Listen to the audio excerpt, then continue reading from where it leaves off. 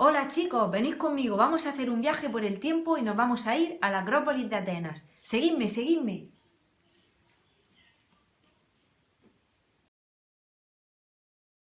El arte griego perseguía reflejar el equilibrio y la belleza.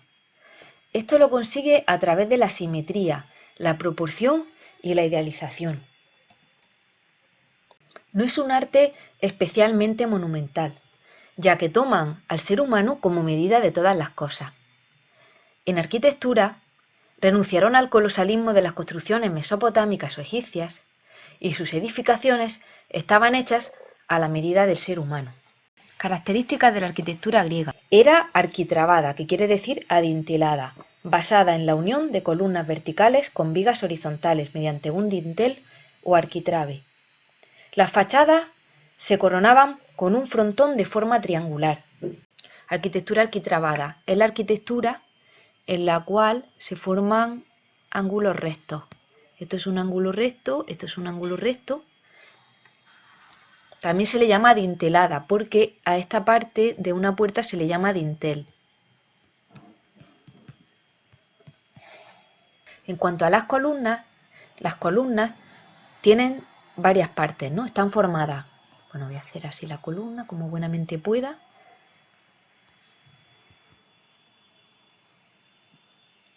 Esto es la basa, esto es el fuste y esto es el capitel. Vamos a ver el tipo de columna dórica. El tipo de columna dórica no tiene basa, veis que no he puesto nada debajo, y tiene un capitel muy sencillo, así.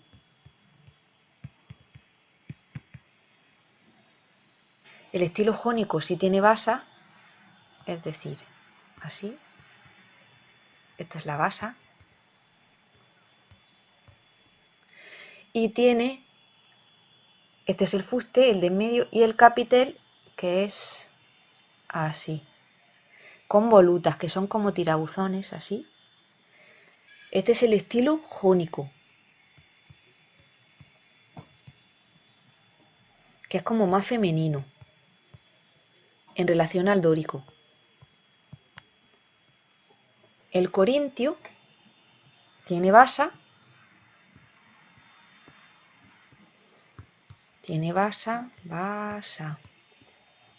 y tiene un capitel muy elaborado con hojas de acanto. Todo esto son decoración de hojas de acanto, hojas, vegetación.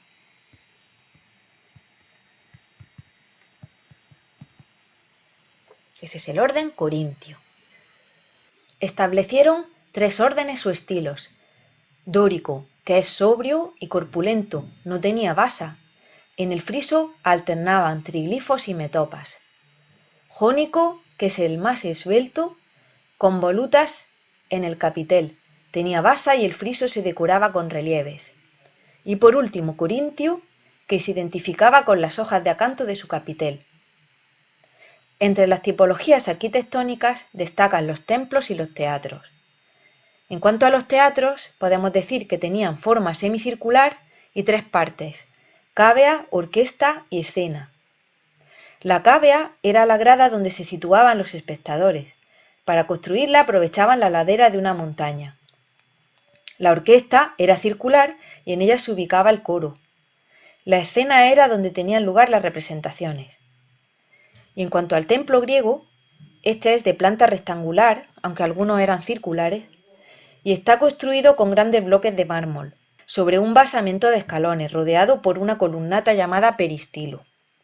En el interior se situaba la cela o naos, donde estaba la estatua de la divinidad. El exterior se decoraba con relieves situados en el frontón y en el friso, que solían pintar. Vamos a pasar al apartado de escultura griega. Se centró en la representación del ser humano. Aplicaron a sus esculturas los ideales de equilibrio, proporción y belleza. Emplearon como materiales el bronce y el mármol. Podemos distinguir tres periodos escultóricos: la época arcaica, que se da en los siglos 7 y 6 a.C., donde las figuras son rígidas y poco expresivas. Destaca en ellos la llamada sonrisa arcaica. De época clásica, que se dio en los siglos 5, V y IV a.C., esta es la etapa de mayor esplendor escultórico. Las figuras reflejan movimiento, mayor naturalidad y los cuerpos reflejan armonía y serenidad.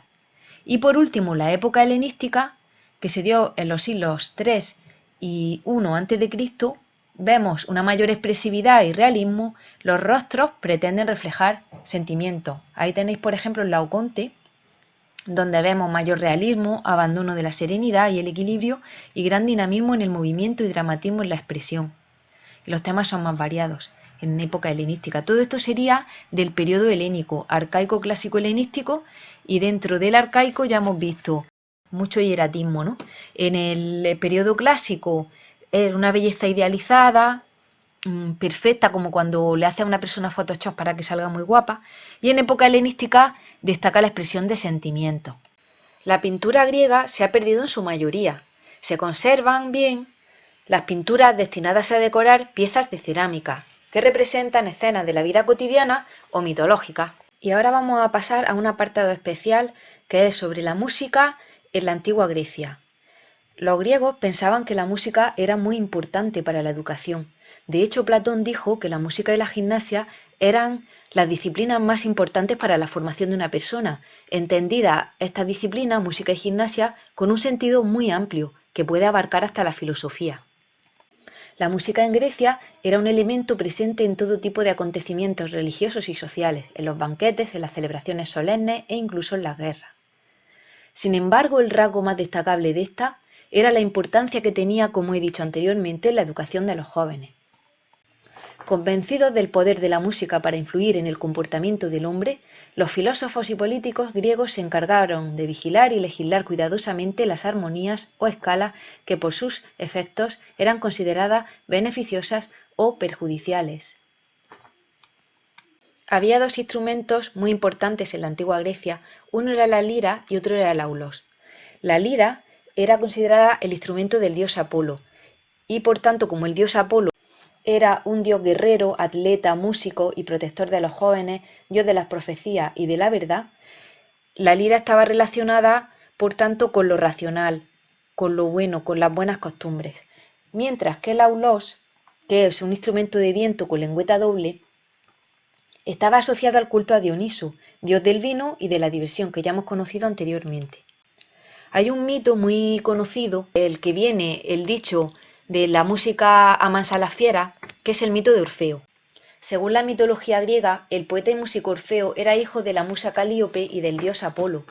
Recibió la lira de su padre Apolo, convirtiéndose en un músico excelente, sin rival entre los mortales. Cuando Orfeo tocaba y cantaba, era capaz de dominar a todas las criaturas y conmover a todas las cosas. Su música encantaba a los árboles y a las rocas, amansaba a las fieras y hasta los ríos cambiaban su curso para seguirlo. Orfeo se casó con su adorada ninfa Eurídice, pero poco después de su boda y huyendo de la persecución de Aristeo, que pretendía seducirla, Eurídice recibió la fatal picadura de una víbora y murió. Desconsolado y abrumado por el dolor, Orfeo decidió descender a los infiernos para buscar a su mujer y llevarla de nuevo al mundo de los vivos. Acompañado de su canto y los sones de su lira, Orfeo penetró en el mundo subterráneo y rogó a Hades que liberara a Eurídice.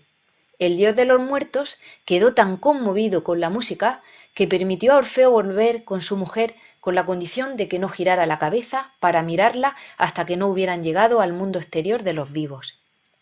Cuando casi habían completado el ascenso, Orfeo, dominado por la ansiedad y el amor, se volvió a comprobar si Eurídice lo seguía. El incumplimiento de su promesa hizo que Eurídice se desvaneciera para siempre en la región de los muertos. Desesperado, Orfeo renunció a toda compañía humana, vagando solo por el desierto. Un grupo de violentas ménades, seguidoras del dios Dioniso, se encontraron con él, con el afligido músico Orfeo, y le dieron muerte cortando su cabeza y arrojándola al río. Y ya para terminar, ¡por fin! ¡Ay, señor, llévame pronto! Os voy a poner una canción, el epitafio de Siquilo, uno de los pocos fragmentos que conservamos de la música en la antigua Grecia. Apareció grabado en una columna funeraria en Siquilos, pero lejos de ser un lamento fúnebre, es una canción que invita a gozar de la vida breve. Ya veis el mensaje ahí, mientras vivas, brilla, no sufras por nada en absoluto.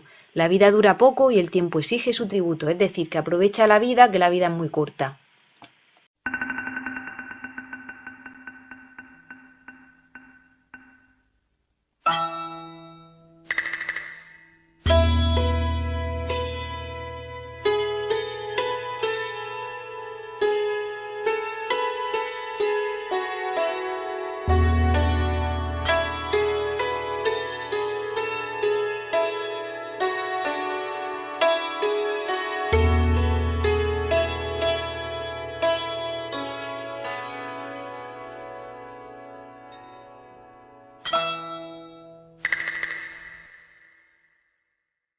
Icon ilithosimi.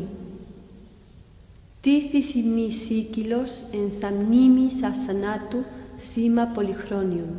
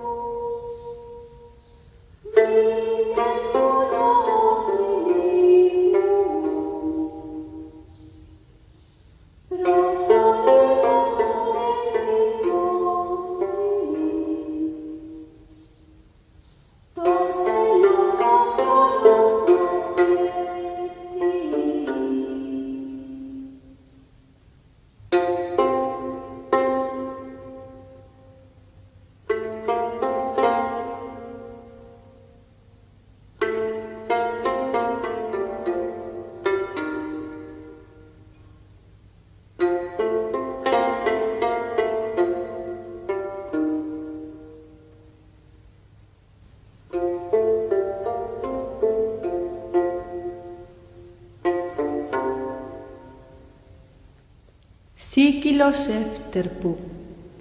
Tsi.